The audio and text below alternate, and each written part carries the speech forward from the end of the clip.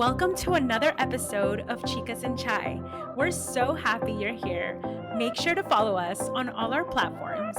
We're on YouTube, Spotify, and Apple Podcasts as Chicas and Chai. Follow us on Instagram at Chicas and Chai Podcast. Hello, hello. Welcome to Chicas and Shy. So, I think we've mentioned this before, but Luce and I have been friends, best friends, for 12 years and counting. I think we're going to grow old together. That's the plan. We have had a long distance relationship for the most part, actually, for about 11 years of our 12-year best friendship. And actually, our friendiversary is right around this time. We just wanted to kind of take a trip down memory lane and take you guys along for the ride. I met Luce. Obviously, we talked about this a little bit during a club event. And when I say club event, I mean a organizational school event. And then we attended two meetings, became best friends, never went back, but we did show up for homecoming. We were on that homecoming float as the queens, as if we were like president of the club. Do you remember that? I remember that. We have a picture too. We'll have to share it because it's iconic. Yeah, if you wanna see it, it'll probably be up somewhere on our Instagram. It was such a good time when we met. I think that we clicked immediately, and we've talked about this. But yeah, in light of our anniversary, we wanted to talk about who we were when we were 18, 19. So we were really young, as you can imagine. When I met Summer, we were kind of in the same mental, emotional space where I think I can say for the both of us, we were a little naive and young, and we had just gone through a really a crazy breakup, for lack of better words. Yeah. Senior year of high school, I experienced my first heartbreak after being cheated on, and I was dealing with some really bad things for a year or so, which all revolved around that situation. And it was my first relationship ever. I'm thinking I'm gonna marry this guy because you're a high school brown girl, right? And it really messed with my head. I started doubting myself, wondering if I could ever trust my own judgment, see people for who they really are. And honestly, I'm a pro now, but I mean, I was so naive. It was such a red flag situation that everyone except for me saw looking back. And I think that what made it worse for me was that I had no emotional support even from my family. And so it just made me so closed off and not wanting to open up to anyone else. And I honestly was just so hesitant to trust people. But the moment I met Luce, everything changed. You gave me such a sense of safety that I hadn't felt in so long. And there was no one else that I could be myself with than you. And without even realizing it, next thing I knew, I was on a healing journey and then we were thriving. That sounds very similar to my story. And we hit it off immediately. And it was because we were in very similar spaces. I had also gone through a really bad breakup in high school. There was emotional cheating happening. And yeah, it was really bad. And it involved my ex and my ex best friend. So you can imagine the type of lack of trust that I had as a 19-year-old girl. And I went to college, and meeting Summer, it was unexpected. They say that in relationships, and that's so funny. We're saying that now in friendships, but it's true. I don't think I was looking for a friendship. I will take you back to who I was as a 19-year-old, and I was a completely different person. Even if you know me now in real life, in person, or even virtually, I was a very shy to myself, very naive person, someone that probably didn't believe too much in herself. And there was lack of self love. There was lack of ambition in a way, maybe. I'm not sure. That was a completely different person. And so this was who you met, Summer. Someone that really didn't trust anyone because of what had happened. Meeting you, I don't know why and how, but I trusted you fully. You were just so genuine with me. You were so fun. And honestly, you always just had my back in small things and in big things in college. The first semester and months that we even met, that's how I felt about you. I felt the same way, and we've had some of our funnest, most wildest moments together. We'll probably have to ask the audience if they want an episode to just hear some of the craziest stories. She made me a scrapbook when I had left college, and that's why our relationship was long distance, and we'll get to that. But that Yeah. scrapbook has evidence of all these stories, and we will share it with you guys. We have some pretty intense to funny, crazy, silly, sad stories. Luce and I think, were two timid girls that had also just left their really sheltered, tight knit families for the first time. And we ended up leaving our homes, the comfort of our parents, and moving into these dorms and not getting along with our roommates necessarily too much either, like the first year. So we honestly, I think, just became each other's home away from home. And, Desi girls, you're not really allowed to hang out with your friends that much. I know it sounds silly, but I know every Desi girl can relate, especially during my time. Like, again, this Gen Z, I don't know what y'all are up to, but us millennial brown girls, we were struggling. Okay. If you went out on a Friday night, there was no concept of leaving the house on a Saturday or Sunday now. They'd be like, "Bahut ho gaya," like, okay, you had enough. I need to chill out. Just grew up around with my cousins. We're all similar ages and similar, obviously, familial structures where we all couldn't go out on the weekend. So we had to hang out. So I think that when I met you, I didn't think even that our friendship would go this far. I really didn't realize that there is actual true value in friendship. I think that for us, because we both are very and we're always very close to our family. So, one, that really helped us understand each other. If someone said, "Hey, I need to go home this weekend, I miss my family," I'd be like, "Oh my gosh, me too. I need to go home too." We understood each other in that level. But that also happened with me. I found my friends in my siblings, and creating these friendships as a grown up now, and even back then, it was a little bit of a struggle for me. I think girlhood looks very different for me than a lot of people. And we can get to that in a little bit. But that's something that I struggled with even when I met you. Yeah, everyone is so excited to finally get their freedom to go out and party. And Luce and I, every weekend we were going home. So we really had a weekday relationship going on here.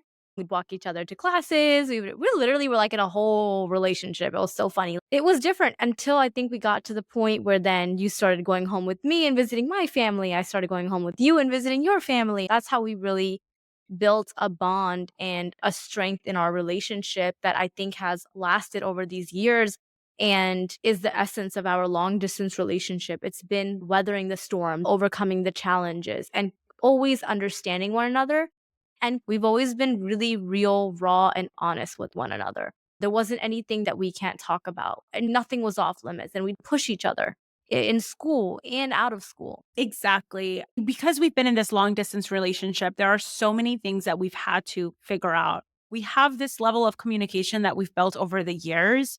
But being long distance with you, Summer, has been really hard because when I do want and crave having a girlfriend over to watch a movie or something, it's hard because you can't just jump on a plane. Yeah. We'll be in our PJs, no makeup on, hair in a bun, glasses on, just relaxing, ordering food. And that is what I love about our friendship because we will do that when we're together. I think that's the best type of friendship, right? We recharge each other. We are not draining each other's social battery. And that is so important, especially because we are in a different stage in life. Yes, yes. The situation was Right. different. You were pregnant, or there was a point where we lived in the same city after college and we were going through things as friends do. And we weren't agreeing on things. And so let's be honest, right? Summer, there has been times in this 12-year friendship where we haven't been speaking. Yeah. We will go months not speaking. I'm not sure how long it's the longest that we went without talking. I think the Um, only time that we've actually gone months without talking for a reason, though, was the yeah. time before I got married, because that was a whole thing, guys. That's a whole different story. But we didn't even know if at that point we were going to be at each other's weddings. Those are hard conversations to then have to sit yourself down and be like, is this fight argument or that one night worth throwing out 11 years of history that you have with that person? And I think that brings us to another really important topic after this, which is loyalty. But I think that we have gone weeks, months without talking to each other, but more so because of where we are in life. Or maybe I'm wrong, but the only time I really remember us intentionally not talking to each other was that January till March period before I got married. No, you're right. I think the other times has been you've been busy, I've been busy. We just kind of have this little month or 2-month period where we're not texting. But you are right. There was just that one point where we intentionally were taking space from each other right before our weddings. And I mean, that is a part of our story. And I am not ashamed of it. We've grown so much. It was part of our journey as best friends of 12 years. It sounds really rough when you say we were almost not attending each other's wedding. That's true. I think Mm, knowing us, that wouldn't have happened. I think we no. knew one of us was gonna have if the other person was being a idiot, one person was gonna have to step up. And that comes down to our love and respect for each other. You know, even during Yeah. that time that we weren't talking, we maintained respect. One person wasn't going around making it being known that we're not friends with one another or talking bad. It was literally just like a let's process what just happened. We're both in a really confused space and let's isolate, regroup, if and when we feel we're in the space to do so. And I think that's so important Exactly. to be able to have in a friendship. Yes, I loved what you said there. We were not talking, but we weren't in this phase where we were just being very gossipy about each other or creating a bigger rift. I think that we both knew what happened. We both had a fault to what happened. I think we can both walk away and be like, okay, we have learned so much from that. That is where the loyalty comes in, is that even when we were at that moment, I feel that with you, there was still possibility of me and you being better than ever. And here we are. Truly, we've never been better. These things happen, and you have to realize, whoever is listening, this is what I've learned from it. I've learned that you have to realize who is worth going back and analyzing things, growing as a better person, who is worth that extra work, because not everybody is. That is a Yeah. lot of work you have to put into yourself and into the other person to make things work again. Yeah, I couldn't have said it better myself. And I've had friendships that are good, that are close, acquaintances that I get really along with. And then there's also friendships that I've had that have been really bad and really toxic. I do have some friendships, I will say, ended in a way where I think that it's good that that friendship ended, right? Like for me, and maybe even for that person, if we were just toxic for one another. Friendships take up a lot of space in our life. I think just as you would find a compatible partner in a job, it's important to find compatible friendships. And there are friendships that I kind of regret the way they ended. And sometimes I have this feeling where I'm like, do I want to pick up the phone and tell this person, hey, this happened. I have grown so much that I understand the situation differently. But then a part of me is like, what am I going to gain out of that? I want to give them closure and take closure, but we've all moved on with our life. And sometimes not all situations are worth just giving each other closure. Yeah, I think it's great that you brought that up because that's so relatable for me too. I've had friends that I did do that with, message them like, "Hey, there's no hard feelings between us," especially in college. I had so many friends that came and went. But even in the recent months, I've even reached out to you, Summer, and asked you about this because all my friends in the past, my current friends, everybody at this point. So I was like, hey, this person, this is what's going on. You already know. I feel bad about how things ended. Tell me, this person is not good for me. I wouldn't have been a text to be like, hey, come back into my life. It would have been more like, I just want to kind of get closure for both of us because there wasn't closure. And, Summer, I remember texting me, what's the point in that? Is this person even reaching out to you? Why are you so preoccupied? This person, I think you've already established, isn't good for you. So, kind of having that reminder, Summer is my reminder all the time. We have this relationship where we are very protective of the friends that the other person has. And we try to be in the most healthy way. I want you to have friends. I want you to have people that clap for you. And I feel like you're in a space where you do now. And you have this community where you live in Texas. And I love that for you. I know I'm your best friend. No, I'm kidding. You Um, are, and you always will be. No one can ever take your place. yeah, no. And likewise, and we're so confident in that I'm just happy for you. But I also want to be that person for you. And I hope that I am calling out, is this person right for you? Or just being there for you if you ever have a falling out with said person. And I'm like, okay, I'm here for you. I'm here for it. I'm your friend. Yeah, and if you are in a healthy friendship, your friend should be calling out red flag situations or telling you about green flags. You totally hated all of my exes. I had really bad situationships and you didn't like any of them, but I knew it was coming from a place of concern. I had to go through my own healing and my own journey to realize that, hey, I'm getting into some really toxic relationships over here. But when I introduced you to my husband, just as you were an advocate for how bad my relationships were before that, you were such an advocate for how good of a relationship that this is and how he is. And we're really real with each other about that. And I think if we do that in friendships where you're like that with one another about your boyfriends or whatever, why not about friends? It takes Yeah. a third party sometime to look into what's going on between two people to call out what's right and wrong. We need to do that for each other as women and friends. Yeah, you're my best friend. I have other girlfriends, but you're my person that I really say a lot to, and you know a lot about my life. There's moments where I'll be like, Summer, I'm going over my brother's house to have dinner.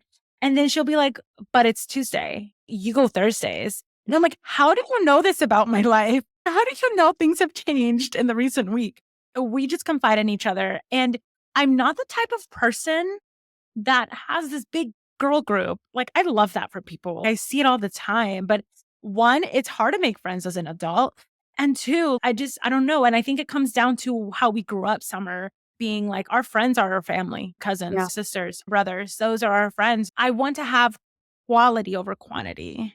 Oh my God. The older I have gotten, I completely understand why they teach you quality over quantity since like elementary school. You know, I never truly understood that there is a distinction between three things: having friends, friendship, and loyalty.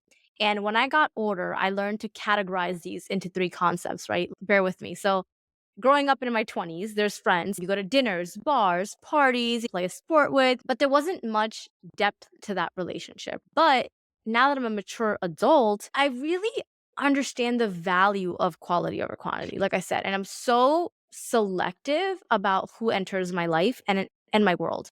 I only accept true friendships and loyalty at this point. To me, true friendship is about deep, unconditional support, the way that you and I have, the kind that allows you to be vulnerable and you can truly be yourself without the fear of judgment. And loyalty means standing by each other's side through every phase of life, no matter the distance, the challenges, so long as the respect is intact. And knowing that trust is something that's built over time and should never be taken for granted.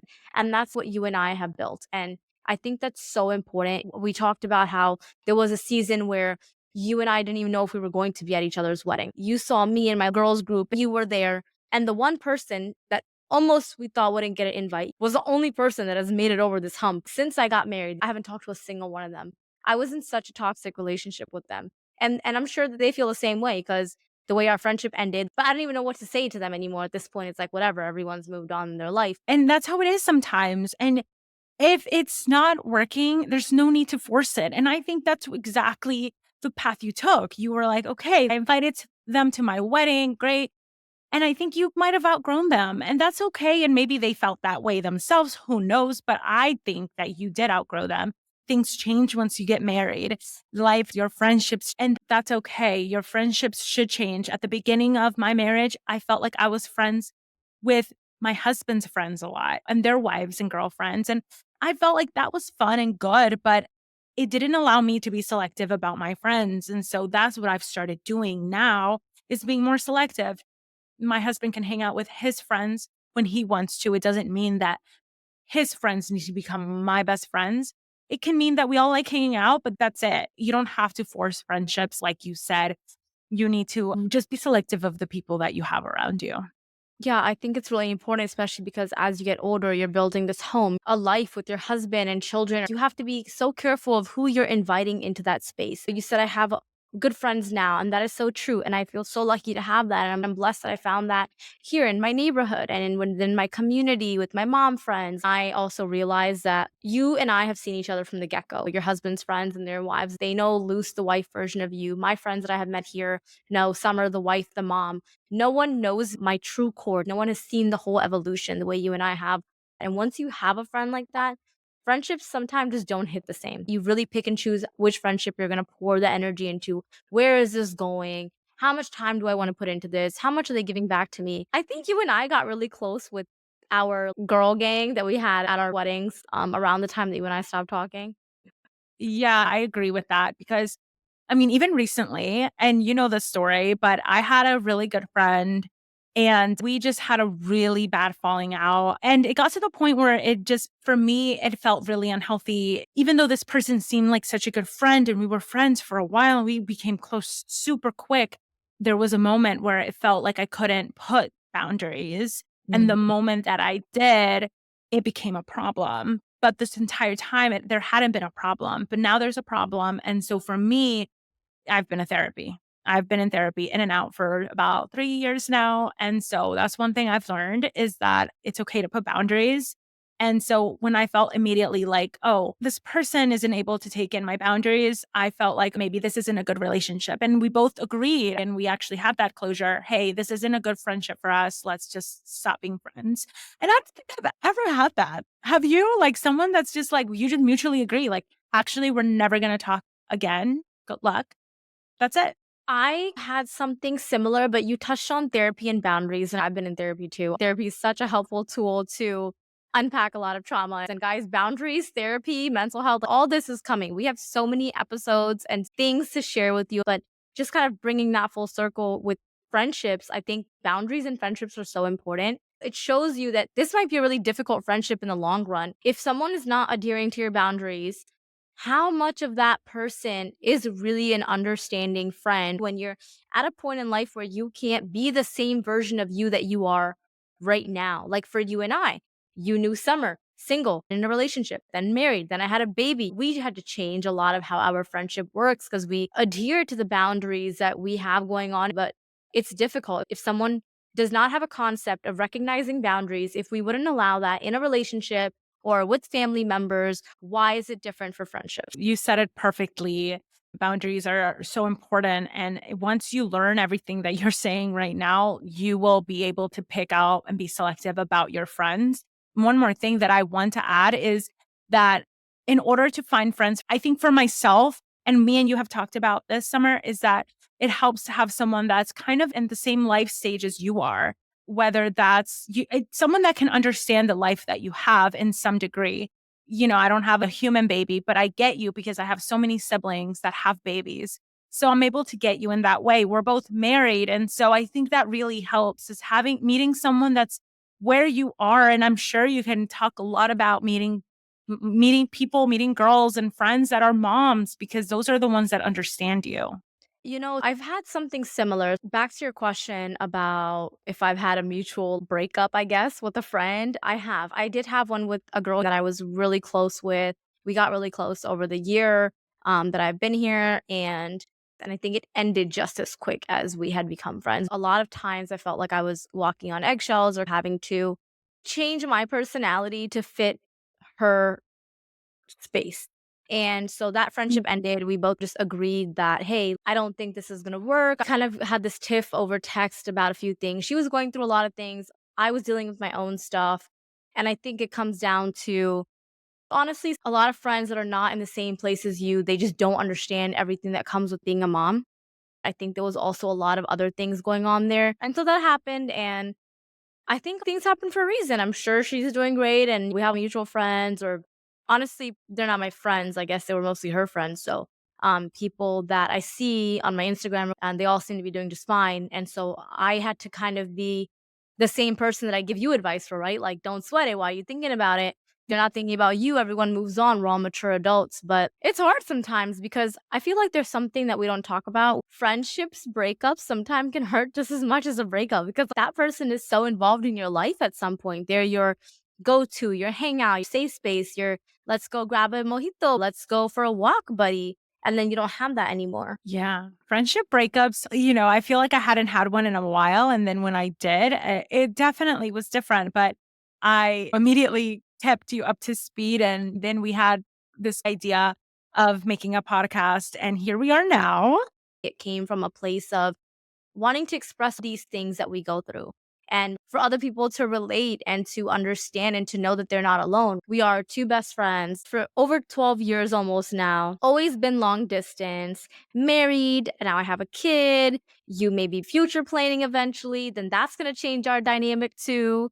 Here we are. And we were just two little timid girls that used to leave college parties at 10 p.m. to go watch Halloween Town because it was October. Just picture us running back to our apartments.